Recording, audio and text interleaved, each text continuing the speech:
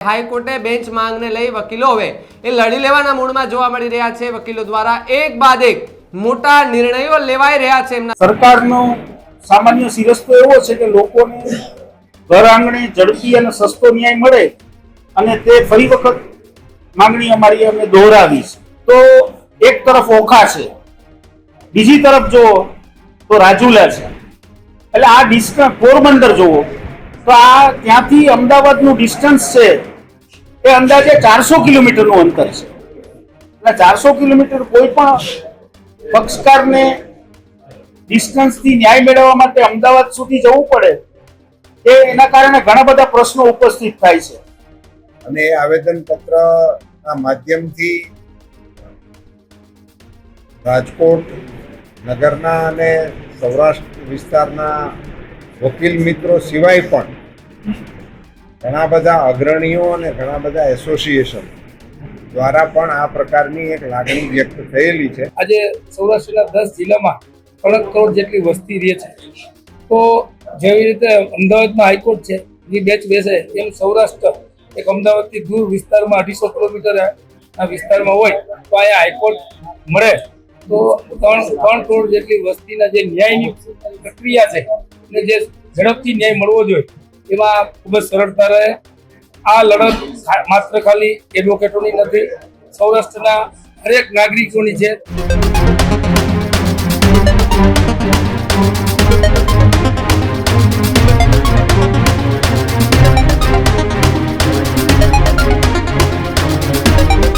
સમાચાર રાજકોટથી સામે આવી રહ્યા છે કે રાજકોટમાં હાઈકોર્ટને બેન્ચની માંગનો જે મામલો છે તેને લઈને ભારતીય જનતા પાર્ટીના નેતાઓ સાથે આજે વકીલોએ બેઠક કરી છે। સૌરાષ્ટ્રના પાટનગર રાજકોટમાં હાઈકોર્ટ બેન્ચને લઈ વકીલો એ મેદાને જોવા મળ્યા છે। હાઈકોર્ટે બેન્ચ માંગને લઈ વકીલો હવે એ લડી લેવાના મૂડમાં જોવા મળી રહ્યા છે। વકીલો દ્વારા એક બાદ એક મોટા નિર્ણયો લેવાઈ રહ્યા છે એમના દ્વારા।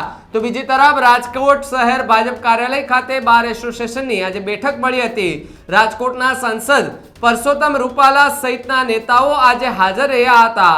શહેર ભાજપ પ્રમુખ અને ધારાસભ્યો એ બેઠકમાં ઉપસ્થિત રહ્યા હતા। તો બીજી તરફ વકીલો દ્વારા ભાજપના આગેવાનોને રજૂઆત કરવામાં આવી હતી અને સરકાર સુધી આ વાત પહોંચાડવા વકીલોએ નેતાઓને રજૂઆત કરી હતી। સાથે સાથે આવતીકાલે સૌરાષ્ટ્રના બાર એસોસિએશનની પણ એક ખૂબ મોટી અને મહત્વની બેઠક મળવા જઈ રહી છે અને આગામી લડત અંગે આવતીકાલે એ બેઠકમાં ચર્ચા કરવામાં આવશે।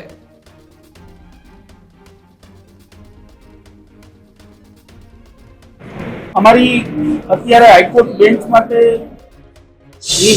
મુખ્ય માંગણી છે અને આ માંગણી સને 1983 થી અમે શરૂઆત કરેલી છે। જે આપ સૌ જાણો છો કે આ સરકારનો સામાન્ય સિરસ્તો એવો છે કે લોકોને ઘર આંગણે ઝડપી અને સસ્તો ન્યાય મળે અને તે ફરી વખત માંગણી અમારી અમે દોહરાવી છે। આજરોજ ભાજપ લીગલ સેલના તમામ વકીલ મિત્રો અત્રે ભાજપ કાર્યાલયે અમારા માનનીય પ્રમુખશ્રી, માનનીય સંસદ સભ્યશ્રીઓ અને માનનીય ધારાસભ્યશ્રીઓ સમક્ષ અમે આજ અમારી માંગણી બુલંદ બનાવી અને સરકારમાં યોગ્ય સ્તરે રજૂઆત કરી સૌરાષ્ટ્ર કચ્છની પ્રજાની આ માંગણી સંતોષવા માટે અમે આગ્રહપૂર્વક વિનંતી કરવા અત્રે ઉપસ્થિત થયા છે। ખાસ તકલીફો શું પડી રહી છે ખાસ સૌરાષ્ટ્રવાસીઓને અને વકીલો? સૌરાષ્ટ્રવાસીઓ અને મુખ્ય તકલીફ એવી છે કે આપ જોગ્રાફિકલી જુઓ તો એક તરફ ઓખા છે, બીજી તરફ જુઓ તો રાજુલા છે, એટલે આ ડિસ્ટન્સ પોરબંદર જોવો તો આ ત્યાંથી અમદાવાદનું ડિસ્ટન્સ છે એ અંદાજે 400 કિલોમીટરનું અંતર છે। એટલે 400 કિલોમીટર કોઈ પણ પક્ષકારને ડિસ્ટન્સથી ન્યાય મેળવવા માટે અમદાવાદ સુધી જવું પડે એ એના કારણે ઘણા બધા પ્રશ્નો ઉપસ્થિત થાય છે અને ગરીબ પ્રજાજનોને તો ન્યાય મેળવવામાં ખૂબ જ મુશ્કેલ થઈ ગઈ છે। સૌરાષ્ટ્રના અંદાજે હું માનું છું ત્યાં સુધી 38 થી 40% કેસો ગુજરાત હાઈકોર્ટમાં પેન્ડિંગ છે। રાજકોટ ખાતે આજે લીગલ સેલ દ્વારા કાર્યાલય મુકામે બધા વકીલ મિત્રોની ઉપસ્થિતિમાં એક આવેદનપત્ર અમને આપવા માટેનું આયોજન થયેલું। અગાઉ પણ વકીલ મિત્રોએ રૂબરૂ મળીને પણ મને હાઈકોર્ટ બેન્ચ રાજકોટને મળે એ માટે પ્રયાસો કરવા જોઈએ એવી વાત મને કરેલી હતી. એના ભાગરૂપે આજે આવેદનપત્ર મને મળેલું છે અને એ આવેદનપત્રના માધ્યમથી રાજકોટ નગરના અને સૌરાષ્ટ્ર વિસ્તારના વકીલ મિત્રો સિવાય પણ ઘણા બધા અગ્રણીઓ અને ઘણા બધા એસોસિએશન દ્વારા પણ આ પ્રકારની એક લાગણી વ્યક્ત થયેલી છે. અમે એ લાગણીને રાજ્યમાં અને ભારત સરકાર યોગ્ય સ્તરે પહોંચાડવા માટેનો નમ્ર પ્રયાસ જરૂર છે. આપને પર્સનલ શું માનવું છે સાંસદ? મારો વિનમ્ર મત છે કે રાજકોટને સર્કિટ બેન્ચ મળવી. આપ સૌરાષ્ટ્રથી વાકેફ છો, આખા ગુજરાતથી વાકેફ. ભૌગોલિક સ્થિતિ જોઈએ તો ખરેખર સૌરાષ્ટ્ર મળવું જોઈએ શું માનવું?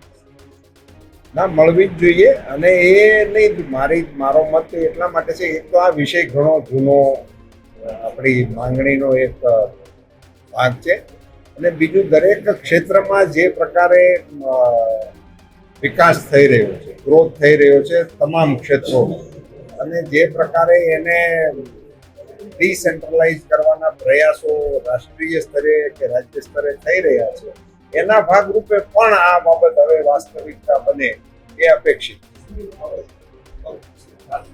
ભાજપ કાર્યાલય કમલમ ખાતે રાજકોટના એડવોકેટ, લીગલ સેલના એડવોકેટો અને સૌરાષ્ટ્રના અમુક જિલ્લામાંથી પ્રતિનિધિ આવેલ છે.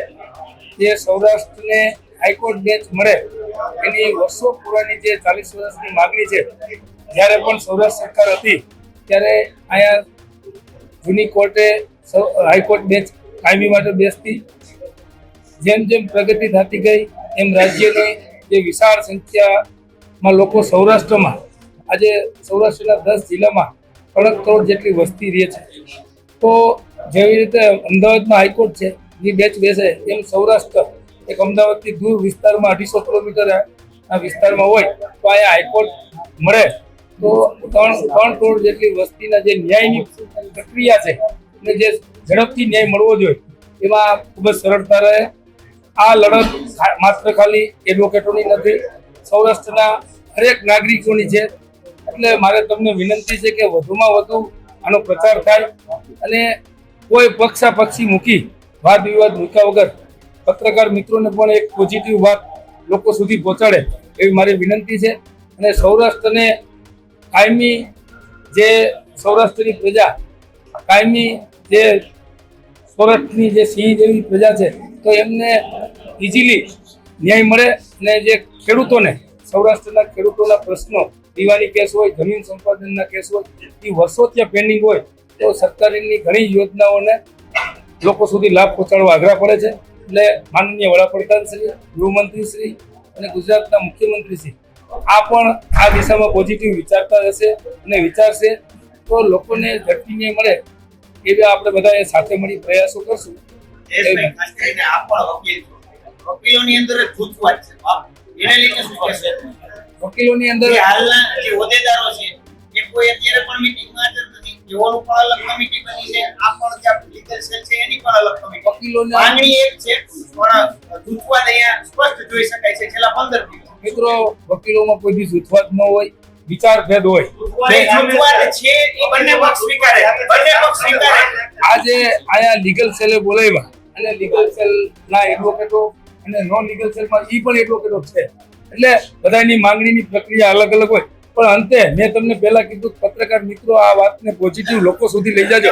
આ કોઈ એક વ્યક્તિની માંગણી નથી, આ લોકોની માંગણી છે અને આને આપણે દિલ્હી તમે સુધી એવા પ્રયાસ કરશો કે બંને સાથે થઈ જાય, બંને અમે પ્રયાસ, અમે સાથે જ છે અને અમે પ્રયાસ સાથે કરશું. નથી. અરે વિચારિક મતભેદ હશે તો એ પૂરા તમે કરશું. અમારી ઉપર આક્ષેપ કરો, તમે તમારે હાલના એક પણ હોદ્દેદાર નથી. જયેશભાઈ, આપ માનો છો કે આટલા વર્ષોથી હાઈકોર્ટની માંગણી નહોતી, આરએમસી ની ચૂંટણી આવી રહી છે અને એ દરમિયાન જ માંગણી ઉઠી રહી છે. આ લાગી રહ્યું છે મિત્રો, ચૂંટણી હું પણ 2010માં આ બાર એસોસિએશનમાં હતો, 2014માં ત્યારે પણ અમે રજૂઆત કરેલી છે. આ કોઈ ચૂંટણી લક્ષી નથી. આ લોકોને જે હાઈકોર્ટની પેન્ડન્સી 50% અત્યારે સૌરાષ્ટ્રના 10 જિલ્લાના કેસોની છે, તો આ લોકોનું જે કાનૂની પ્રક્રિયા જે લાંબી હાલે અને એમને જે અન્યાય મળે તો નથી, એની સરળતા મળે એના માટેની માંગણી છે. આ કોઈ રાજકીય નથી. મેં પહેલા કીધું કે આ કોંગ્રેસ ભાજપની માંગણી નથી, આ લોકો માટેની માંગણી.